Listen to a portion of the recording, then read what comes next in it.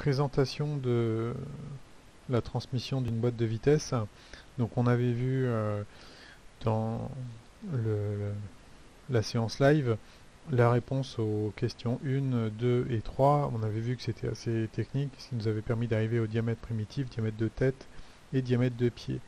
Et donc on arrive maintenant à la question 4, où on nous demande le sens de rotation des roues dentées 15 et 17 et les angles d'hélice 15 et 17. Donc on a comme information que en haut, on a une action de 14 sur 15 qui est en fait un couple d'intensité L0 portée par X avec L0 42 000 Nm. Donc on sait que l'axe X, il descend dans la feuille, hein, il plonge, on le voit ici. Donc quand je prends ma feuille comme ça et que je regarde ici, je le vois descendre. Donc on a un couple positif, c'est-à-dire que on tourne de Y vers Z, Z étant ici, Y est là, on tourne dans ce sens. Puisque le couple moteur est dans ce sens, la rotation de 15 est dans ce sens. Et donc il va nous falloir une action mécanique de 17 sur 15 qui s'oppose au couple pour qu'on ait bien une somme des couples suivant l'axe X, donc l'axe X qui plonge vers vous ici, soit égal à 0. Et donc ce couple il va être obtenu par l'action tangentielle T de 17 sur 15 orientée dans ce sens, tel que cette norme-là fois ce bras de levier équilibre le couple qui est ici. Donc première information, je vais avoir cette action tangentielle qui est ici. Cette action tangentielle, je peux la reporter ici sur la vue de dessus. À partir du moment où j'ai cette action, je peux aussi tracer, sans quantifier, hein, mais je peux aussi tracer cette action R de 17 sur 15, que je vais retrouver là, et que je vais retrouver là. Ensuite, je me retrouve avec ici la direction de l'effort, puisque dans cette vue-là, regardez bien, on a fait une coupe suivant la direction normale à la dent. Alors attention, ici on voit bien que le profil de la dent est dans ce sens, mais il ne faut pas oublier que quand on aura fait une demi-rotation, hein, quand on sera complètement de l'autre côté, puisque là on regarde ce qui est ici, juste au-dessus de la dent, et quand je regarde ce qui est en dessous, eh bien l'hélice aura changé, et la direction de l'hélice sera maintenant dans ce sens, et la normale à la dent, ici, le plan normal à la dent, est bien comme ceci. Et donc c'est ce plan-là que vous voyez ici. Et donc dans ce plan, vous avez l'action alpha normale. Donc pour trouver les relations, je peux me servir de l'action tangentielle qui est ici, de l'angle d'hélice qui est là, pour calculer l'action axiale, donc selon l'axe, et ça me donne cette composante ici. Ayant cette composante, je peux la reporter dans ce plan, et à l'aide de l'angle de pression, je retrouve l'action R de 17 sur 15. Donc c'est ce qu'on nous avait demandé de faire à la question 6. Et je me donne R, A et T pour radial, axial et tangentiel. Et donc on veut ça en fonction de T, l'action tangentielle, de alpha, l'angle de pression normal que vous avez là, normal à la dent, donc dans ce plan de coupe, ici, et de bêta, l'angle d'hélice. Donc je peux écrire ma résultante d'effort, comme la somme vectorielle de ces trois termes, sachant que le radial est porté par Y, que le axial est porté par X, et que le tangentiel est porté par Z.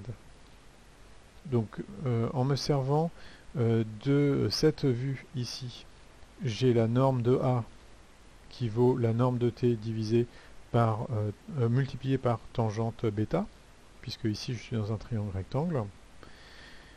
Ce qui me donne déjà les deux premières composantes de RD. Il reste à trouver l'action radiale. Donc on a vu que cette action radiale, on pouvait l'obtenir en disant que cette valeur-là sur cette valeur-là, c'est égal à tangente alpha. Or, la valeur en vert que vous avez ici, vous l'obtenez en divisant l'action tangentielle par le cos bêta qui est ici. Puisque le cos bêta, ça vaut cette valeur-là divisée par celle-là. Cette valeur-là divisée par celle-là. Et ça, c'est égal au cos bêta. Donc ça me donne...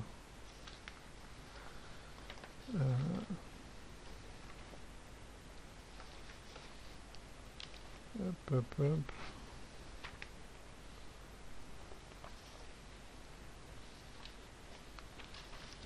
Voilà, je vais rechercher mes feuilles. L'action radiale de 17 sur 15, c'est bien le tangente alpha n divisé par le cos bêta multiplié par l'action tangentielle de 17 sur 15. Et au final, dans la base x, y, z, je peux exprimer mon effort comme ceci. Alors regardons ce que ça donne. Sur cette vue ici, en rouge, j'ai bien l'action t de 17 sur 15 multiplié par le tangente bêta, information que je peux voir sur cette vue ici.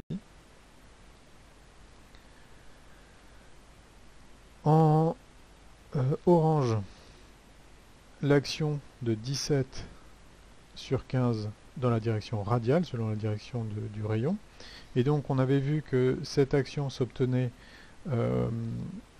parce que je peux projeter, ou plutôt je peux recalculer la longueur de l'hypoténuse qui est ici en divisant ce côté-là par le cosinus bêta, qui me donne cette longueur-là, et que cette longueur-là divisée par cette longueur-là, c'est égal au tangente alpha que vous avez là. Donc en termes de composantes, je peux remonter à mon effort radial, oui c'est ça, par la norme de T17 sur 15 multiplié par tangente alpha n divisé par cos bêta. Et enfin, ici, pas de difficulté particulière, puisque le tangente, l'action tangente 17 sur 15, elle est directement portée par z, et donc c'est ce terme-là dans l'expression de ma résultante. Ma résultante, c'est bien la somme de ça, plus ça, que vous voyez apparaître ici. C'est cette action-là.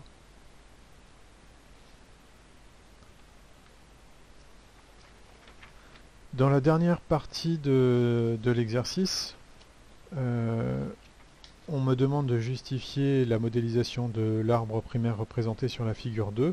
Donc vous avez une rotule en B qui correspond ici au roulement à double rangée de billes en contact oblique. Et ici, vous avez une cage à aiguille qui ne peut pas transmettre d'effort axial. Et donc on modélisera ici par une linéaire annulaire, sachant qu'on autorise de faibles déformations de l'arbre dans ces deux directions qui sont associées à des rotations. Bien évidemment, la rotation sur X, la rotation principale, est elle complètement continue. Enfin, va de plus l'infini à moins l'infini. Donc voilà pour la justification des deux modèles retenus. Alors c'est quelque chose que vous avez déjà rencontré et que vous verrez très fréquemment dans les modélisations d'un arbre en rotation. Dernière question, c'est de calculer le torseur des actions mécaniques en A et en B dans la base X, Y, Z.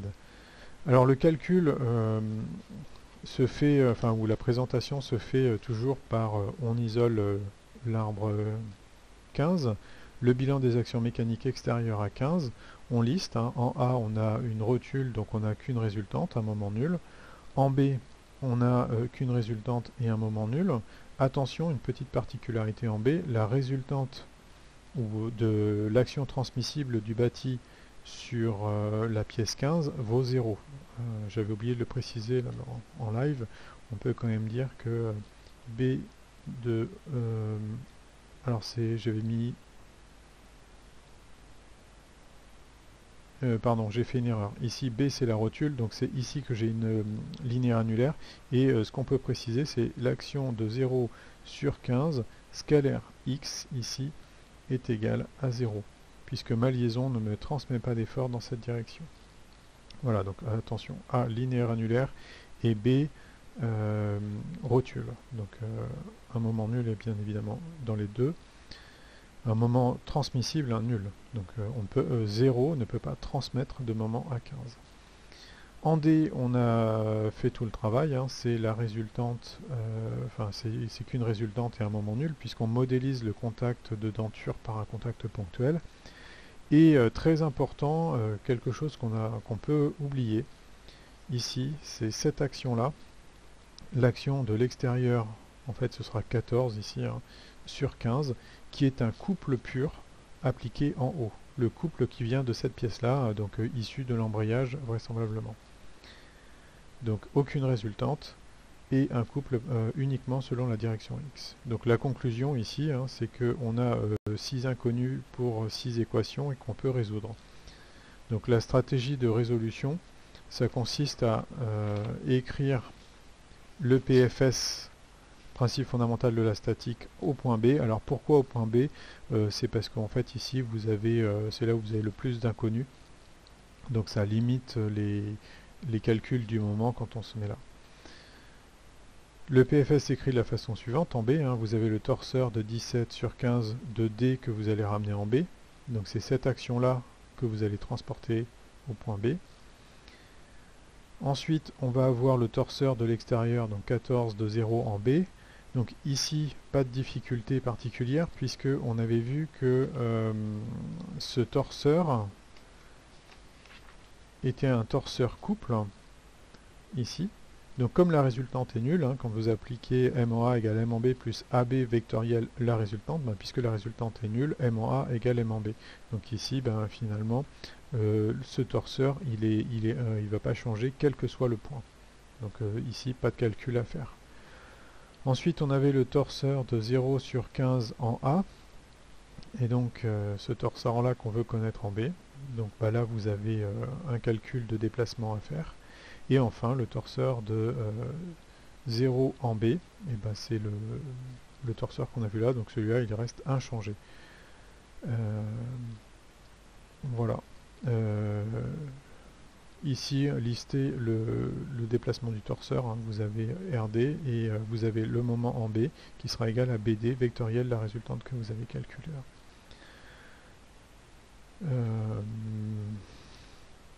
Alors, quand vous allez écrire toutes vos équations, vous allez obtenir 3 équations scalaires pour somme des forces extérieures égale 0, 3 équations scalaires pour somme des moments extérieurs égale 0, donc 6 en tout, et vous allez avoir l'équation des moments sur x qui va vous présenter, qui va se présenter avec une inconnue, simplement l'action tangentielle ici de 17 sur 15,